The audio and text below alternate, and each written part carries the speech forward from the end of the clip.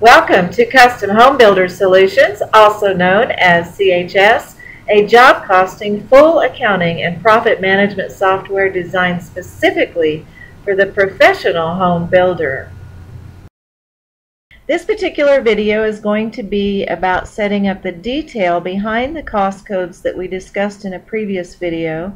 The cost codes that we set up are the backbone of doing job costing in CHS, and they are meant to be used as cost centers and not to get too detailed so that you don't bog down everything that you're doing trying to attach cost codes.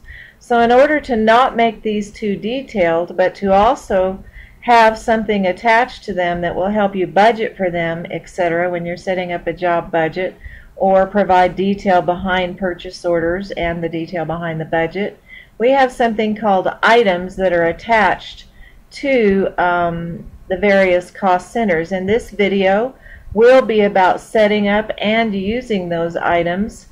And first of all, what I'd like to do before we get into that is I'm going to click this button for reports and labels and take a look at the generic items only that have been set up attached to cost codes that this particular builder has set up. And that means I'm going to get a report right now of all the items that I have set up. Cost items can be used for various purposes. One of these, like for building permits, to remind yourself of things to budget for when you're doing a budget. So we've attached to building permits the cost code. Behind it we've made some items to help remind us what to budget for. Spec plats, blueprints, some various surveys, site utilities. This builder has set up some pricing for each of those items on some of them and not on all of them. I'm going to scroll down through this pretty quickly. You can see, while we don't recommend it, I need to use this for demonstration of how to set up some items for pieces of lumber, etc. So this builder, so I've put some in here on this builder's window. Here's plumbing fixture allowances, and you can see that there's an assembly for bathroom sinks and for bathroom toilets. We'll be setting up another bathroom sink, but of course you get much more detail with lots more items. And group them into assemblies. This is an assembly: toilets, bathroom sinks, etc.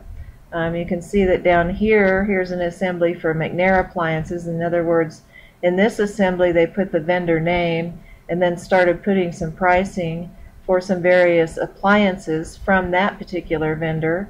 And here's a sort of a generic list of some appliances that haven't had the prices updated yet.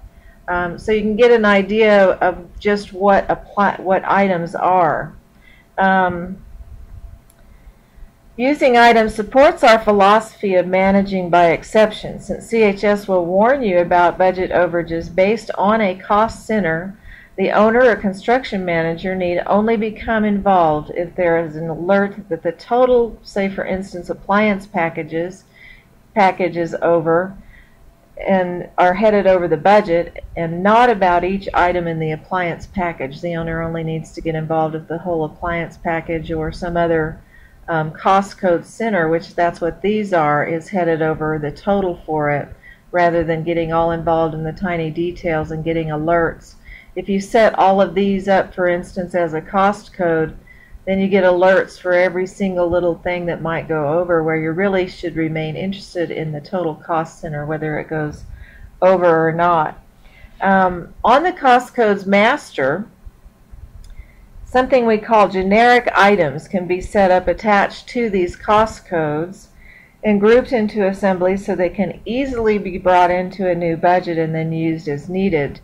The items set up on the cost codes master are considered master items, so that you have a master list of your items. You don't have to put all your items here. As you work on a job budget, you can add another item to that budget, or on a purchase order you can add another item that's not one of the master items set up. At that time you can then say, I'd like some new item that you set up while working on a budget or purchase order to be marked as a generic item. So let's just take a quick look at that building permits for just a minute that we were looking at a minute ago on the report. And to open the list of items, you'll find the cost center or cost code, and then you'll click this for getting a list of those generic items that are set up. And by generic, it means you're setting up the title, you're setting up what unit of measure you might be using, a unit price, but you're not setting up any quantities here on the generic items, because you really don't use quantities for the generic items, because this isn't your budget or a purchase order. It's just setting up some master items. If you click the pencil edit icon, you can open the same screen that will open if you add a new generic item to this cost code. If you add a new generic cost item, then a blank screen will open, but I'm going to open one that's already filled in. So I'll click the pencil edit icon for that. And you can see that we have a place where we can either type in a new assembly, put in an item title, give it the quantity unit of measure. We're going to talk about how you can put a unit of measure there. That means it will go read the specs that you have on your job setup when it's loading items into a new budget, and it might provide a quantity based on a measure like frame square feet or something that you've used, and then drop that in for the items. This is just a quick glance at this screen. We're going to go fill out another one here in just a minute, but you can see all of this information has to do basically with lumber, and we'll see that. But most of the time, setting up a generic item, it's a simple matter of an assembly, an item title, the unit price, and if there is any sales tax that would be attached to that item. We'll see something more about that here in just a moment. This simple example of things behind permits and fees is really, you probably wouldn't be creating a purchase order for these. This one you could consider a reminder list of what to budget for, and you can load these items when you're working on a budget, then open and see the various items, and then select them for the budget and update your budget total based on the ones that you select. We'll see that also in a moment. But let's go add a new item. What I'd like to do is go ahead and go to down here to the 3600s, to the plumbing fixture allowance items, because that might be a good example to use for setting up some generic items as assemblies, etc. So let's use that. Let's do items for plumbing fixture allowances. And notice that we have 2 bathroom toilets as an assembly, bathroom toilets, and we have 2 bathroom toilets loaded with their prices and their sales tax. And we have 1 bathroom sink. Let's go ahead and add another bathroom sink. Of course, with plumbing fixtures, you might have a bunch of different assemblies for other things, that of course that are plumbing fixtures, the kitchen sinks, or the all kinds of things. But we're just going to keep this simple for now, and we're going to add a new generic item to this cost code, and we'll call it well, first of all, we'll notice that when I started typing B, I started getting things starting with B. I knew that's what I wanted, and there's bathroom sinks right here. And I'm going to go ahead and select that, but you can type in a brand new assembly right here. It doesn't have to be in the list, and then next time you do another item, it will be in the list. So let's call this, let's kind of try to be similar to how we've done it before, bathroom sink. And this will be a Sarah style rectangular sink. Maybe we have a list of items from some vendor or something like that. And I'm going to use a quantity unit of measure. Maybe all the time I'd like to load, if I set up a spec for the number of bathrooms, maybe I'd like to use that to drop in the quantity of bathrooms from the job to go with this item when I open a new budget. This price unit of measure doesn't really come into play so much. If you're a builder, you'll understand what that is. It comes in more to play with this thick footage and width stuff that I will explain actually a little bit later. And let's give this a unit price of $3.85.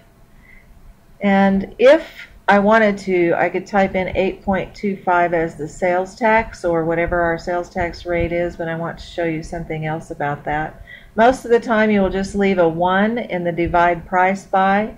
The only time usually that comes into play is if you select MBF for 1,000 board feet, then 1,000 will drop in here, and that still goes with the lumber. But most of the time you might be selecting a unit of measure, a unit price, and a sales tax for this.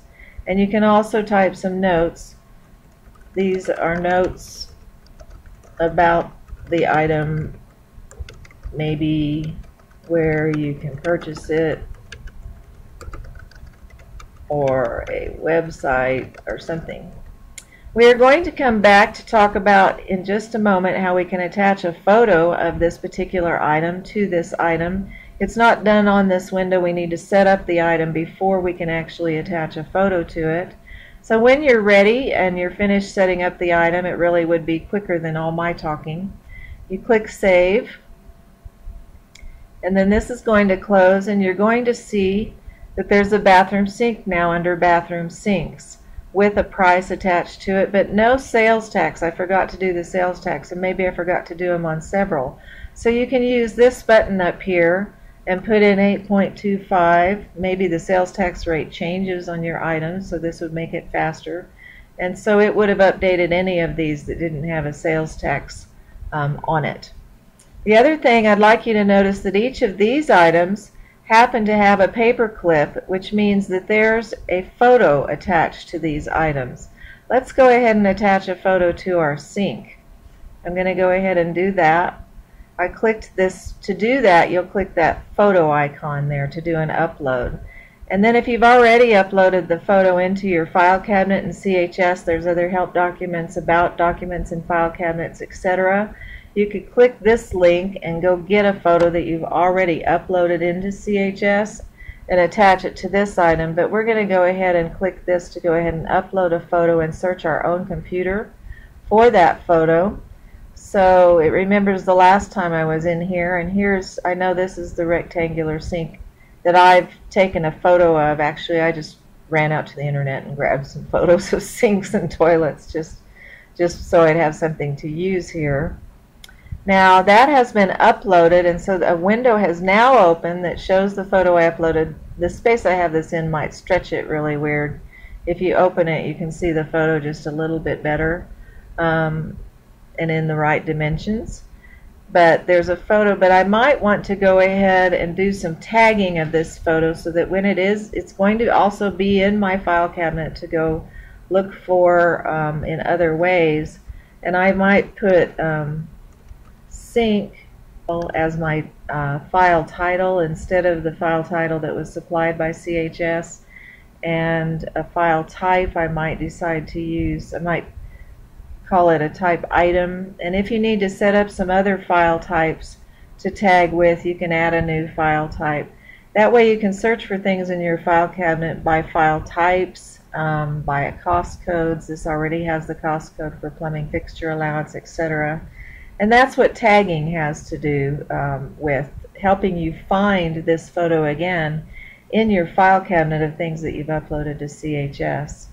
So I'm going to save this and close. Notice that now the name of the photo that I attached is in this field. It has been supplied. You should never type in this field, but we have to leave it open so it can get that supplied to it. So I'll close that.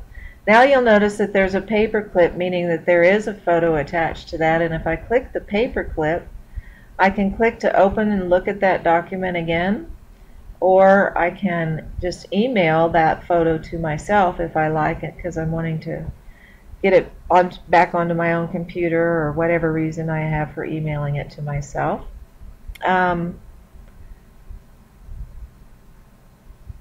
The other thing is that if I decided I wanted to remove that photo or change that photo, I'd click that photo upload icon again, and we now have some other little, this will open that tagging window again that we had open, and this will clear the attachment from this item and cause that paper clip to disappear, and also open the tagging window where you could completely delete that photo from your file cabinet if you need. And that's what will happen when you use this button. So that's basically it for setting up really a simple item. And like I said, we'll get to the things about lumber. What the other thing I'd like to show you is if I close this and I do reports again, you can see all those generic items with notes and their photos if they have a photo attached. So let's sort of scroll down here and we'll start seeing some photos. You can see that here's the photo I uploaded, and here's also the notes that I typed about this particular item under plumbing fixtures. So that's a pretty good hefty report that lets you sort of see the photos that you have attached to items and any notes that you've written. So that's a more informative report than the first report I opened when we started this video. So let's decide, we're going to talk more about other items, but one thing I'd like you to notice is, before we leave here, is let's go down here and see if we can find the stuff about fireplace boxes. That's what I wanted to show you. Under items for fireplace boxes, I've entered a couple that I just grabbed some names for, and you can see I have 2 fireplace boxes and their prices here. But I'd like you to notice that the quantity unit of measure code that I selected was fireplaces. So what I'd like to show you now is how that fireplaces, by using that quantity unit of measure, becomes active when we first set up a job and then create a new budget for the job. So let's close this. And I've already opened the list of jobs that we have set up. And I happen to know that the one I want starts with a V, so I'll click that. And this is the new job that we're setting up just for demo. And I'm going to click its pencil edit icon so that we can look at something about the specs that we have set up for this job. First of all, you'll see the top 6 priority specs that has been selected to show at the top of budget worksheets. But there's other specs that you can set up for a job by clicking that button that said add or edit priority and other measure specs. And what I'd like you to notice in here is that not only do we have those top 6, but we use the button to add new specs, and please watch the job videos about that. But we set up fireplaces, we selected the measure code, and we set up a spec for fireplaces, which is the same measure code we used over there on those items that we just saw. And we said that there were going to be 3 fireplaces. So what I'd like you to see is what happens when we start a new budget and what happens with fireplaces. So I've opened the jobs dashboard that you can open from the home menu right here, active jobs dashboard, because I just want to work on things for this particular job. So if I look down here, I'm going to see that one of the links is for the job budget worksheet. And we haven't set up a budget for this yet, so we get a window that says it's not been activated yet. We haven't started one yet, and we have some different options. If I expand those, or click on those so I get a window, you're going to see that I have 2 options for creating a budget from the cost codes master we've been talking about.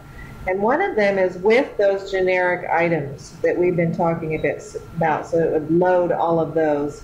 You can also start a new budget without the generic items and then add them into the budget from the generic items as you do it. We'll be using this one. I'll take a quick look about if you copy from another job's budget, which you can do, and builders set up various template jobs to be copying from, and they maybe only have certain items that they brought in for those template jobs because they're a particular plan or things like that. So this first one would copy in the jobs items by area room with the copied jobs unit prices for that job, or one without, or use budget from selected job, but use cost codes master pricing, and items will not be included on that one.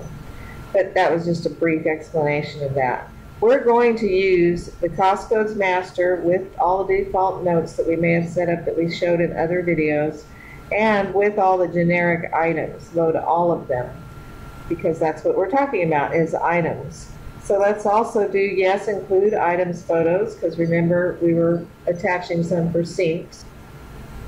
Now it tells me that the new budget has been created, and the window to create a new budget will close. If you're using the jobs dashboard, just click the link to open the job budget again, and we're using the jobs dashboard. So let's click that link to open the job budget worksheet. And what we're interested in looking at, notice that it has brought in a whole bunch of amounts, and that's because of all the budget defaults that we set up on the cost codes master that we brought it from. So it's bringing in some numbers like fees for lot purchase for whatever reason, but there's no numbers there. But it brought in the living square feet for that. You'll be getting rid of all the things after you do a budget. There's a button you can click to get rid of all the zero lines since we brought in the entire master. But you can see how some numbers are already loaded, like foundation design is based on slab square feet, so it went and got that measure from the job and dropped in the unit price from the cost codes master. And if you hover over it, you can see what the unit price is. You can see that that was 12 cents or something. But I'm interested in going down to the 4200s where the metal fireplace boxes are first, so that we can talk about that. Notice that we did not set up on our master to use fireplace boxes as a measure for fireplaces, because we're going to do that with items. So I'm going to click on this fireplace box materials. And here's the window that we get for that particular line about metal fireplace box materials. And what I'd like you to notice is this link for edit items for budget, bids, requests, POs, and selections. The next video we'll be talking about some of those. But let's do edit items for budget. And you'll see here that those items, those two items we had, they both came in, and those items themselves have a quantity of 3. That's where the quantity is coming in based on the fireplace boxes that we had there. And it's multiplied by 3, and it's brought in the unit prices that we had set up for those generic items. Notice that there is a thing to load all generic items or get other items. And if these weren't here, if you hadn't brought them in, you could get other items. But that's basically another video about budgets that I won't spend a lot of time on. What I'd like to say is that you could check mark one of these and use the items, but first of all, I want to show you what happens and how you can quickly say, oh, there's only supposed to be 2 fireplaces, not 3. So if I close this and close this, I want you to see that over here on the menu on the main screen, there's something called Update Quantities and Specs. And it says Apply Job Specs. So what it's going to let you do is change this. This is the same window essentially that we saw over on the job setup. But if I click to edit this, and I say there's only 2 fireplaces now for whatever reason. This is just so you can see how fast you can change the specs that you set up for the job. Then I could update the budget, but I happen to know that I'm going to update from the budget from items. So I can click the link for update items. And it's going to show me the items that I have in there. And I can click the update question mark button. And it says changing the item's quantity will change the item's total amount if current quantity is different than the new spec quantity. Is it okay? And I'll say it's okay. And I'll just do the other one. We're only going to select one of these for the budget, but I'll just go ahead and update both of those so that they have a quantity of 2. And you'll see how the current quantity has changed to 2. So if I close that and close that, I'd also like to show you the keyword search again. And I'm just going to use fireplace, something like that, because we can move around faster if we have less of all of our cost codes showing while we're working on a budget. But let's click on this metal fireplace box materials. Let's go back to the items. Now you can see that the quantity on each of these items is 2 times the, and so the total is, if you look at this, it brought in, if we edit this, you can see that there's 2 and that the unit price is $7.20, and so the total is $14.40. And that's a whole other video about working with all of those, but I just wanted to show you that. And so now we have this list of 2 generic items that have been brought in. Let it refresh here. And we can see that we would probably only want to select one or the other of these. We can change the item for this to be 1 and this to be 1 because we're going to have 2 different kinds of fireplaces. But let's just say we're going to take the less expensive one because that's what the owner wanted and for our budget. So I'll check mark for the budget. See, it's check marked here, and then suddenly you see an amount up here for budget checked. And it has a question mark button, and it's going to tell you about how to send that to the budget, but we're going to do that. So we're going to close this. And it's noticed that we've changed stuff about the budgeted items. So it's asking me if I want to update the budget to the total of the items. See how there's no amount for this budget yet, but it's showing the amount of the items here. I can do the same thing by clicking this link if I just closed this window, and I could do set budget to items. Let's just go ahead and let it do it for us since it so nicely said. And it says, if you did not want the budget to be changed, try moving the edit window down to see the info on the job budget. That kind of thing, because right now the budget's not updated yet. You can see that line there behind, and it's talking about moving the window down, which you can do by grabbing. But you'll notice that now we have a total in here for our budget, and if we close this, it already submitted it. When you select that, it'll go ahead and save that amount. You can type notes about all of this and why you did it, etc. But that's a whole budget video. So now we'll close, and you'll see that this budget line has now been refreshed, and it's because of the items. If you want to do some reports to see what items you've got going on, quick budget reports, quick report with items. This is not a styled report so much, it's for you to look at things that you've done. But if we look down here, find the 4200 one way down here, you can see that it's listing that item here that's totaling to the amount on the budget. And if you had several items, you would have all of those there. So let's take a quick look at something else. Let's do a keyword search, and let's just use the word permit. Remember, we talked about building permit items. So let's click on that to edit that.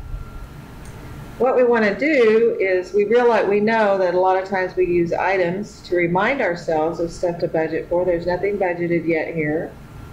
So I clicked on that about opening the items again. And you'll see there's all the things here to remind us and our prices, which you could edit and change those prices right now if you want to for this particular budget, etc. These items that are brought in here have now been brought to a budget. So this is the second set of these particular items. These are not the generic items. If you add an item, which you can do up here, add a new item to the building permits, after you add it, if you hover over this, it says add this item as a master generic item or edit the matching master generic item if there is one. We won't go into that, but in the budget it'll talk about it more when we're talking about items.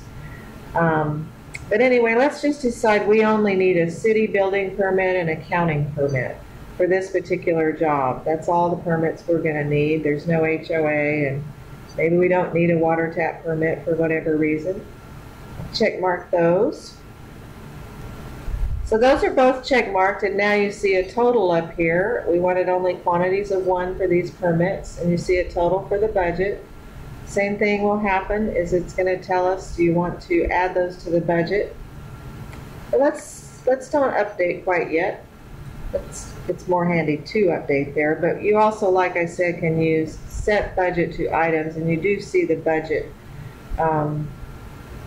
amount that it would be set to, and you can also see a quick items report of just that, city and building permits, and it's in red here because it's been selected for the budget.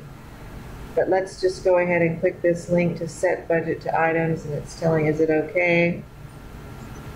And it tells you things about what will happen. If you didn't want to really do that because you did it by accident, you could look at, since the budget has not been updated, been refreshed yet, you could see what you had already back here. For some reason you go, oh, I didn't want to do all that.